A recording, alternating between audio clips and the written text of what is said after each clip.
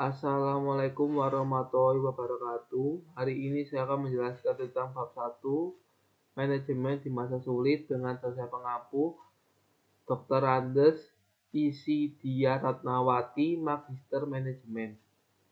Bab 1 terdiri dari beberapa orang. Yang pertama, saya sendiri, Raffi Ramadan dengan MPM terakhir 274.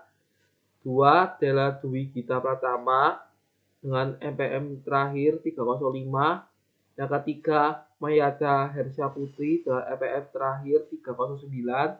Yang keempat, Zulfa Alila Putri Sailendra dengan MPM terakhir 343. Yang kelima, Sabrina Amelia Idzul Hijah dengan MPM terakhir 344. Yang terakhir, Aldi Dahratu Rohmat dengan MPM terakhir 415. Pengertian manajer. Manajer merupakan fungsi eksekutif dari organisasi yang bertanggung jawab untuk membangun dan mengoordinasikan seluruh sistem dan bukan mengerjakan tugas-tugas tertentu. Fungsi manajemen yang pertama, perencanaan, planning, berarti mengidentifikasi berbagai tujuan untuk kinerja organisasi di masa mendatang serta memutuskan tugas dan penggunaan sumber daya yang diperlukan untuk mencapainya. Yang kedua, pengelolaan. Organizing mencakup menentukan tugas, mengelompokkan tugas, mendelegasikan otoritas, dan mengalokasikan sumber daya di seluruh organisasi. Yang ketiga, kepemimpinan. Leading berarti menggunakan pengaruh untuk memotivasi karyawan guna mencapai tujuan-tujuan organisasional. Yang terakhir, pengendalian. Controlling berarti memonitor aktivitas karyawan, menentukan apakah organisasi sejalan dengan tujuannya, dan membuat koreksi jika diperlukan. Keterampilan manajemen. Yang pertama, keterampilan konseptual. Conceptual skill adalah kemampuan kognitif untuk melihat organisasi sebagai suatu sistem utuh dan hubungan antar bagiannya.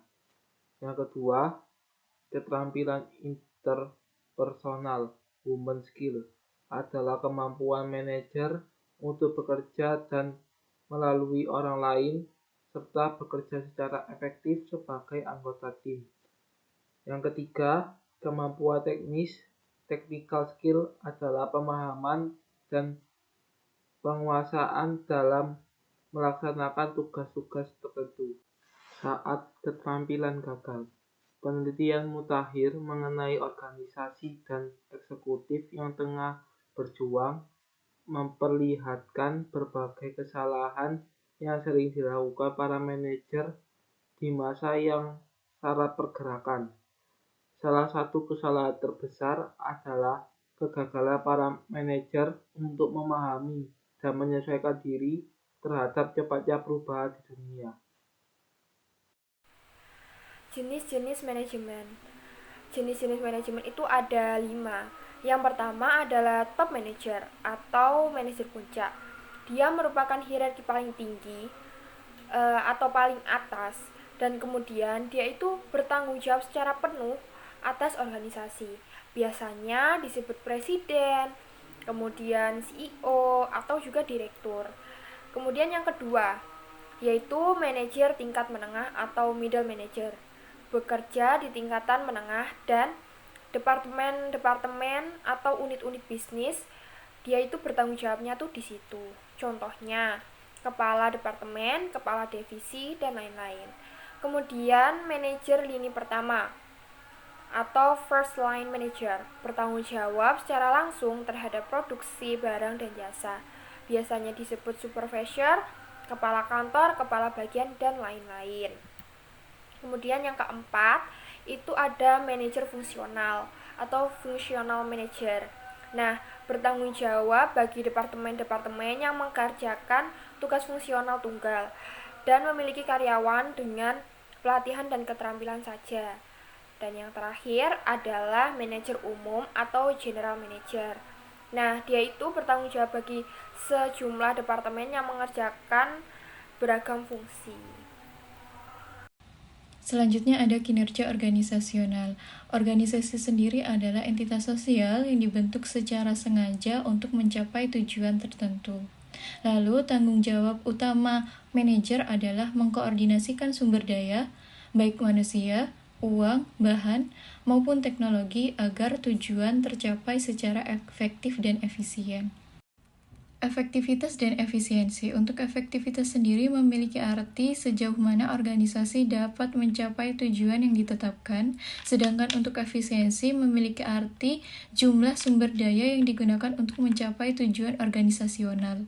Efisiensi organisasi ditentukan oleh berapa banyak bahan baku, uang, dan manusia yang dibutuhkan untuk menghasilkan jumlah keluaran tertentu.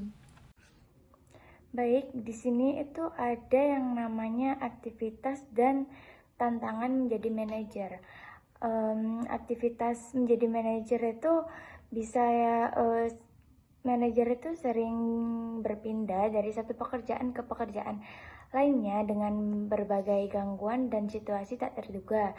Biasanya itu tempo kerjanya tuh tinggi, penuh rapat, komunikasi intensif melalui telepon, email, atau pesan intens, serta tuntunan untuk mengambil keputusan secara cepat dan tepat. Yang selanjutnya tuh ada tantangan menjadi manajer. Apa sih itu tantangan? Apa aja sih tantangan menjadi manajer itu? Manajer biasanya tuh menghadapi peningkatan beban kerja dan jam kerja yang panjang, sehingga mereka itu harus mampu mengelola keseimbangan antara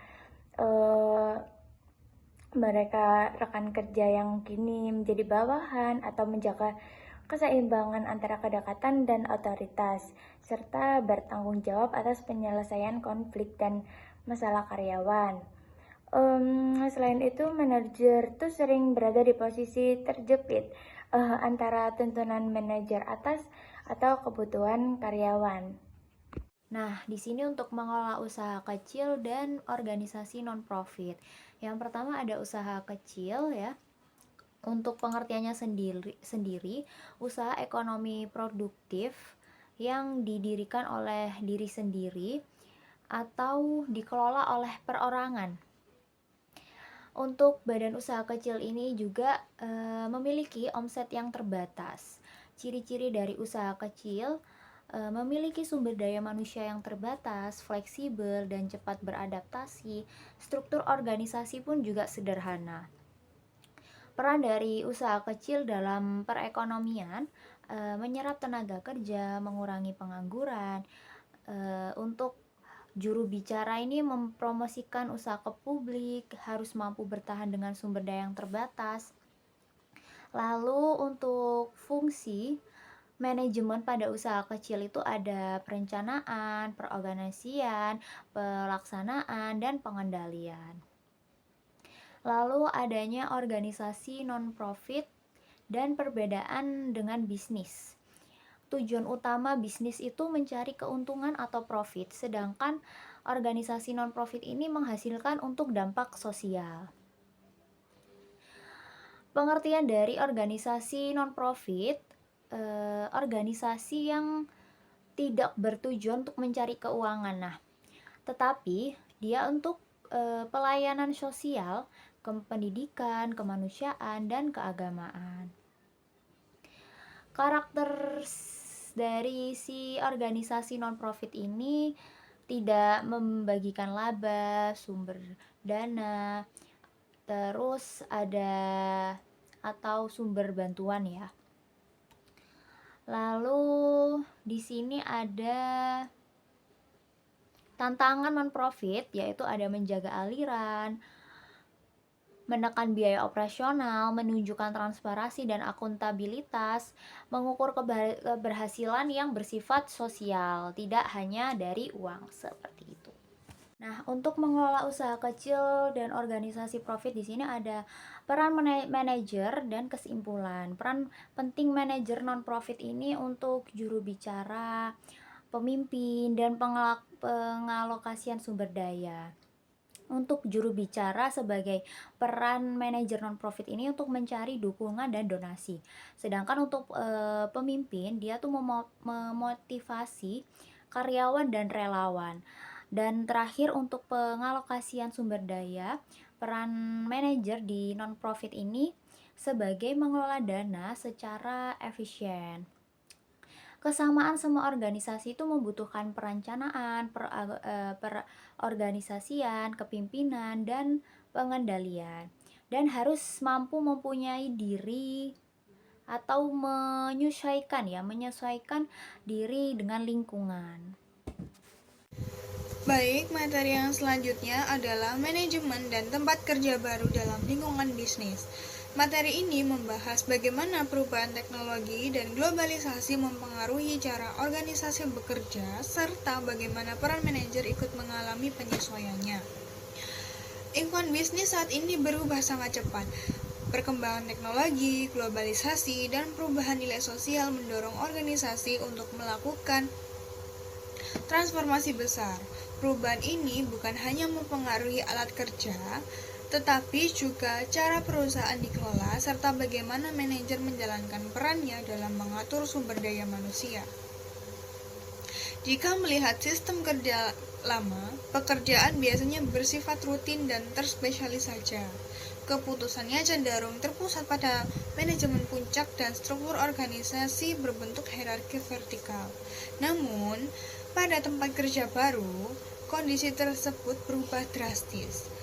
Digitalisasi membuat informasi menyebar lebih cepat, struktur organisasi menjadi lebih datar, dan karyawan diberikan kewenangan lebih besar. Selain itu, pekerjaan menjadi lebih fleksibel serta menuntut kemampuan beradaptasi. Perubahan struktur tersebut kemudian melahirkan organisasi yang berbasis jaringan. Artinya, kerja tidak lagi selalu dilakukan di kantor secara fisik.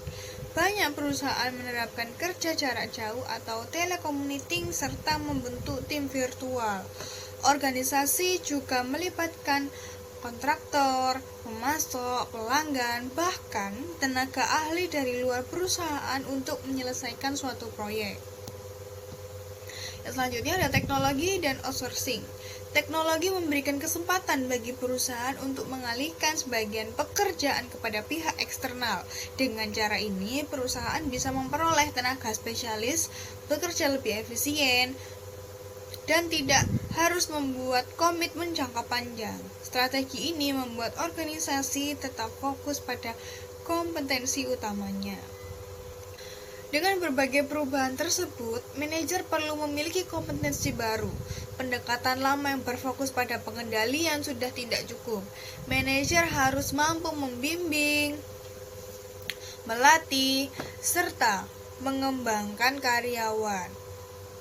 Tujuannya adalah menciptakan organisasi yang cepat merespon perubahan, inovatif, dan tepat, dan tetap menjaga hubungan kerja yang baik. Dalam lingkungan kerja modern, kepemimpinan pemberdayaan menjadi sangat penting. Manajer perlu menetapkan visi yang jelas, membangun kepercayaan, menjaga komunikasi secara rutin, serta memberi otonomi agar karyawan mampu bekerja secara mandiri, namun tetap searah dengan tujuan perusahaan. Yang terakhir ada kolaborasi. Keberhasilan organisasi saat ini bergantung pada kolaborasi. Kerjasama bisa menjadi lintas fungsi, bahkan lintas organisasi. Tim dibentuk sesuai kebutuhan proyek dan seringkali manajer berperan sebagai pemimpin sementara. Fokus utamanya adalah hasil bersama, bukan jabatan atau posisi. Halo, perkenalkan, nama saya Aldi Daratul Rahman, saya NPM akhir 415. Sini saya akan menjelaskan tentang jenis-jenis manajemen. Yang pertama ada fungsi dasar manajemen, yang dimana manajer menggunakan kemampuan ada 3. Yang ketiganya itu salah satunya ada konseptual, yang kedua ada interpersonal, yang ketiga ada teknis. Dan untuk menjalankan 4 fungsi manajemen ada 4. Yang pertama ada perencanaan, yang kedua ada pengorganisasikan, dan ketiga ada kepemimpinan, yang keempat ada pengendalian, yang dimana dilakukan di semua jenis organisasi termasuk besar atau kecil atau profit non-profit. Selanjutnya di sini ada vertikal dalam manajemen. Perbedaan utama pekerjaan manajer ditentukan oleh tingkatan hierarki. Terdapat 3 tingkatan manajemen. Yang pertama ada manajer puncak, 2 ada manajer tingkat menengah, dan ketiga ada manajer lini pertama. Fokus dan tanggung jawab berbeda di setiap tingkat. Yang pertama itu ada manajer puncak atau top manager, dan contoh jabatannya adalah CEO, presiden, atau direktur eksekutif. Nah, tugas utamanya itu ada 5. Yang pertama ada menentukan visi dan tujuan organisasi. Yang kedua menyusun strategi jangka panjang. Yang ketiga ada memonitor lingkungan eksternal. Yang keempat mengambil keputusan strategis. Yang kelima ada membangun budaya organisasi. Dan fokusnya itu jangka panjang dan keseluruhan organisasi. Yang kedua ada manajer tingkat menengah atau middle manager. Contoh jabatannya itu ada kepala divisi, kepala departemen, dan manajer proyek. Tugas utamanya adalah menghubungkan manajer puncak dan lini pertama. Kedua menerapkan strategi dari manajer puncak. Yang ketiga mengkoordinasi tim dan sumber daya. Dan kelima ada mendorong inovasi. Dan ini ada perubahan pada manajemen tingkat menengah. Yang pertama ada jumlah middle manager semakin berkurang.